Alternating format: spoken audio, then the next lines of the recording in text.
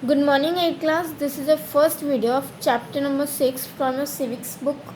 आपका चैप्टर का नाम है marginalised group and social justice.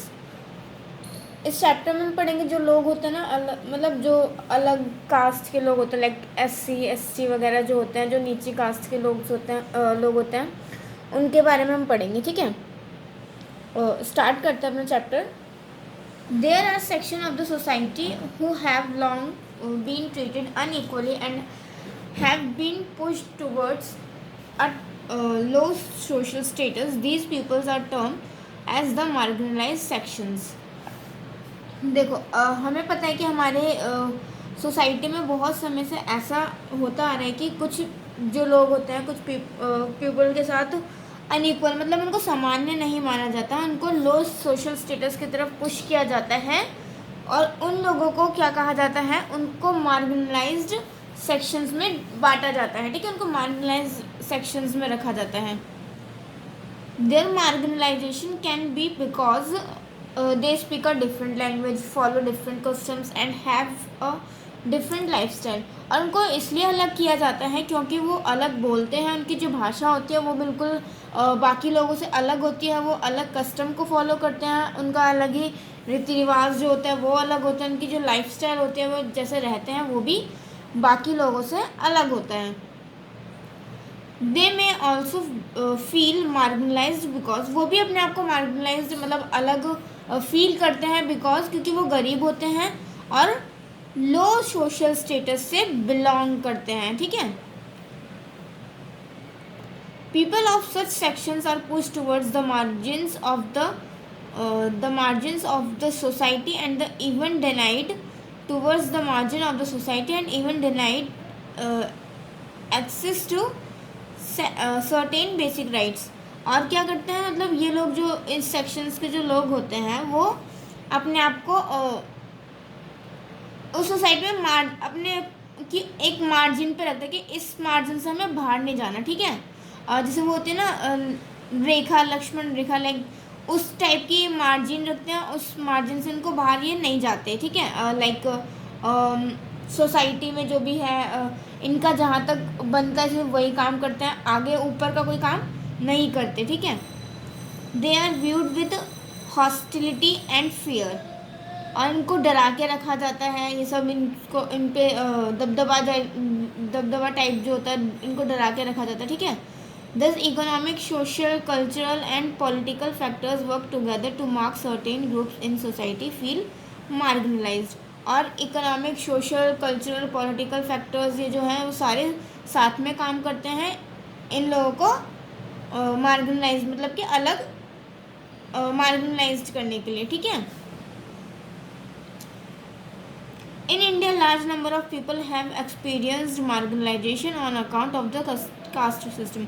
और इंडिया में कास्ट सिस्टम के नाम पर हज़ारों लोगों ने क्या किया है, ये चीज़ एक्सपीरियंस की है, उनके साथ ऐसा हुआ है. ठीक है, दीज इंक्लूड, और इसमें कौन कौन इंक्लूड होता है, शेड्यूल कास्ट, शेड्यूल ट्राइब्स और other backward classes and minorities. ठीक है, customize untouchability and the rigid attitude of the people towards the deprived classes has led to endless enmity, ill will and conflict in Indian society.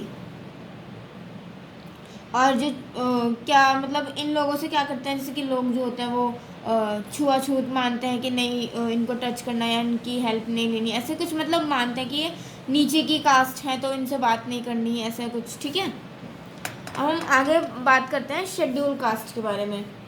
The schedule caste is the legal and constitutional name given to the lowest rank of the society. और schedule caste क्या है, schedule cast हमारी society में जो नीचे बहुत ही नीचे rank पर जो लोग आते हैं ना उनको बोला जाता है schedule caste. Who have been given certain special privileges, और उनको कुछ स्पेशल जगह दी जाती है, उनको मतलब कुछ अलग ही जगह दी जाती है उनको रहने के लिए. The schedule caste are not a homogeneous group. जो शेड्यूल कास्ट होता है वो होमोजीनियस ग्रुप नहीं होता है, डिवाइडेड इनटू मैनी कास्ट, और ये बहुत सारी कास्ट और सब कास्ट में डिवाइड होते हैं. They have benefited by the social of reservation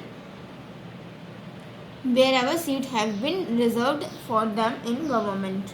और ये जो होते हैं इनको एक पॉलिसी दी जाती है रिजर्वेशन की, जहाँ पर गवर्नमेंट की किसी भी काम में, किसी भी जॉब में या किसी भी चीज़ में, जो भी सरकारी चीज़ होगी उसमें जो इनकी सीट होती है वो रिजर्व्ड होती है।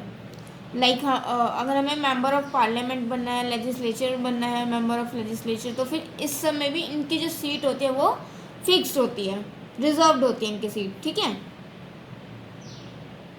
This way the government aim to make them educate and self sufficient. और ये तरीका है गवर्नमेंट का उनको एजुकेट बनाने का और आत्मनिर्भर बनाने का, ठीक है।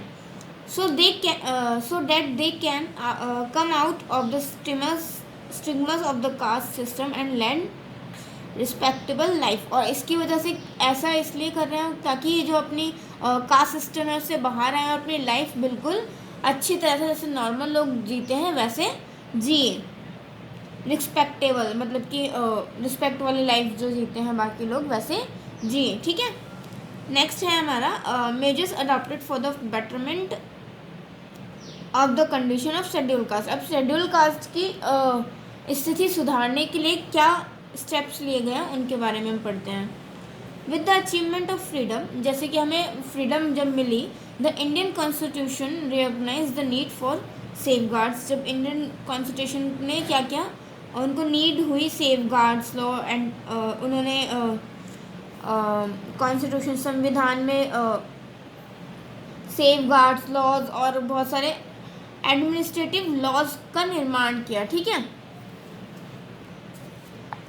The constitution employs safeguards and rights and interest of Harijans and prevents discrimination against them in any shape और फॉर्म। और कॉन्स्टिट्यूशन ने क्या किया, मतलब उनके अधिकारों के लिए सेफ गार्ड बनाए कि उनको अधिकार जो है उनको पूरी तरह से मिले और उनको उनके अगेंस्ट कोई मतलब उनके अगेंस्ट कोई क्राइम ना हो, ये सब चीज़ें, ठीक है। इस चीज़ का ध्यान रखा। आगे हम बात करते हैं different provision for upliftment of schedule caste. अब क्या क्या प्रोविज़न किए गए, ठीक है। सोशली क्या किया गया, उनके लिए इक्वालिटी लॉ बनाया गया, ठीक है, जो कि आर्टिकल 14 में आता है। throwing open by law all in Hindus religious institutions of public characters to all classes and sections of Hindus, article 25b।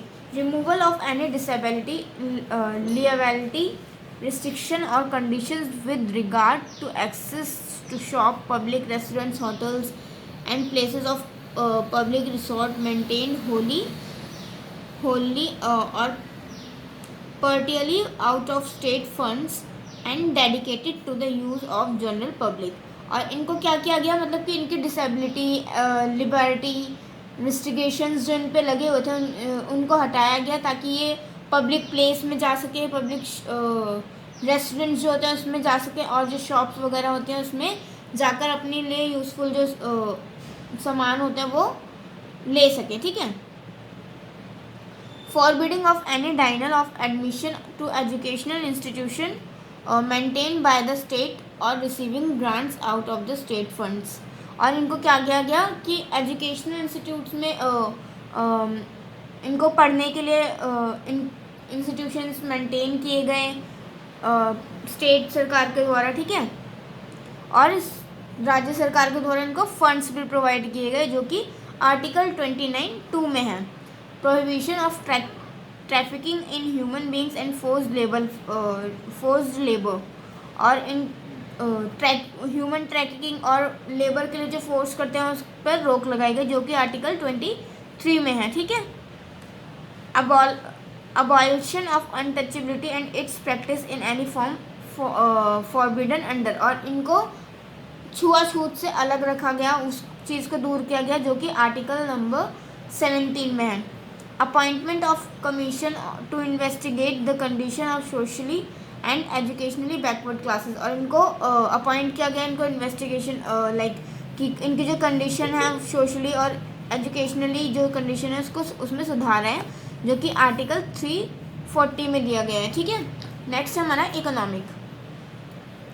To promote with special care the educational and economic interests of the weaker sections and in particular of scheduled castes and protect them from any social injustice and all form of exploitation. और इनको क्या किया गया, इनके लिए special care किया गया कि इनकी जो एजुकेशनल है, जो इनको शिक्षा जो मिले वो अच्छी मिले, उनका इकोनॉमिक स्टेटस जो है वो कमज़ोर ना हो, थोड़ा ठीक रहे। और इनके साथ अगर कोई बुरा बर्ताव, इनजस्टिस होता है तो उसके खिलाफ भी इनको देखा गया, जो ठीक है, उसका लिए आर्टिकल 46 बनाया गया। नेक्स्ट है हमारा political. Reservation of seats for schedule caste in the house of the people and in the legislative assembly of the states. और पॉलिटिकल इनके लिए क्या किया गया कि जो भी हमारे हाउसेस हैं, lower house and upper house, और लेजिस्लेटिव असेंबली जो है उसमें इनके लिए सीट्स रिजर्व की गई, जो कि आर्टिकल 330 में दिया गया है, ठीक है। नेक्स्ट है हमारा crimes, atrocities against schedule caste and protections to schedule caste by law. अब शेड्यूल कास्ट के खिलाफ जो क्राइम्स होते हैं उनके लिए क्या प्रोटेक्शन की गई है कानून के द्वारा, उसके बारे में हम पढ़ेंगे। Besides the Indian penal code, the protection of civil rights act of 1995 and the schedule caste and schedule tribes prevention of atrocities Act 1989 are a major legal instrument which help prevent the atrocities against scheduled caste। और देखो जैसे कि Indian penal code, protection of civil rights,